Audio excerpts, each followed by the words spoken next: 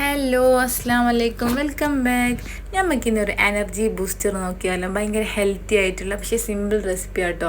എന്നും ചിക്കനും മീനും വെച്ചുള്ള സ്നാക്സ് കഴിക്കുമ്പോൾ നമുക്ക് മടുക്കൂലേ? ഒരു വെറൈറ്റി ആരല്ലേ ആഗ്രഹിക്കാത്ത? എന്നാ നമുക്ക് റെസിപ്പിയിലോട്ടേക്ക് പോകാം. അപ്പോൾ അതിന് വേണ്ടിയിട്ട് ഒരു 1/4 കപ്പ് വാൽനട്ട്, ഒരു 4 ടേബിൾ സ്പൂണോളം ബദാം ഉണ്ടാകും, 1 കപ്പ് ഈത്തപ്പഴം, 1/4 കപ്പ് ക്യാരറ്റ്, ഒരു 2 ടേബിൾ സ്പൂണ് തേങ്ങ, 2 ഏലക്കായി, ഒരു ചെറിയ പീസ് പട്ട. ഇനിയിപ്പോൾ നമുക്കിതെല്ലാം ഒരു മിക്സിയുടെ ജാറിലിട്ട് ഒന്ന് പൊടിച്ചെടുക്കാം. കുറച്ച് തരിതരിപ്പോൾ ഉണ്ടായാലും പ്രശ്നമൊന്നുമില്ല കേട്ടോ. കടിക്കുമ്പോൾ നല്ല ടേസ്റ്റ് ആയിരിക്കും നമ്മൾ കഴിക്കുമ്പോൾ. അപ്പോൾ ഇത് ഓരോന്നോരോന്നായി നമുക്കൊന്ന് പൊടിച്ചെടുക്കുക.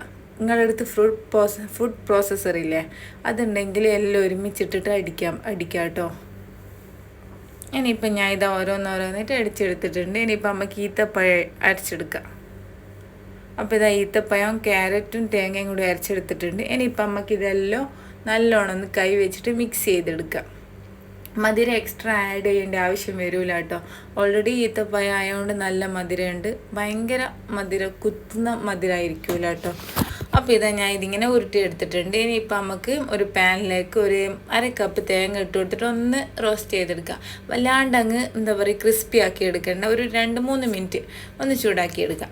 അപ്പോൾ ഇത് തേങ്ങയും ഞാൻ റോസ്റ്റ് ചെയ്തിട്ട് ഒരു പ്ലേറ്റിലേക്ക് മാറ്റി കൊടുത്തിട്ടുണ്ട്. ഇനിയിപ്പോൾ നമ്മൾ ലഡു ഇല്ലേ, ഈ തേങ്ങയിലിട്ടിട്ടൊന്ന് റോൾ ചെയ്തെടുക്കാം.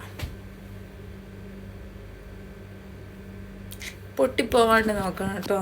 ഭയങ്കര സോഫ്റ്റ് ആയതുകൊണ്ട് ചില സമയം പൊട്ടിപ്പോവാൻ നമ്മളിപ്പോൾ ശ്രദ്ധിച്ച് ചെയ്താൽ മതി. അപ്പോൾ ഇതാ നമ്മൾ അടിപൊളിയായിട്ടുള്ള ക്യാരറ്റ് ലഡു ഇവിടെ റെഡി ആയിട്ടുണ്ട്. ഒരു എനർജി ബൂസ്റ്റർ തന്നെ കേട്ടോ. എന്താ പറയുക, നല്ല ഹെൽത്തിയാണ്, സിമ്പിൾ റെസിപ്പി ആട്ടോ. എല്ലാവരും ട്രൈ ചെയ്ത് നോക്കുക. വീഡിയോ ഇഷ്ടമായാൽ ലൈക്ക് ചെയ്യുക, ഷെയർ ചെയ്യുക, സബ്സ്ക്രൈബ് ചെയ്യുക. മറ്റൊരു റെസിപ്പി ആയിട്ട് പെട്ടെന്ന് വരുന്നവരേക്കും ബൈ ബൈ.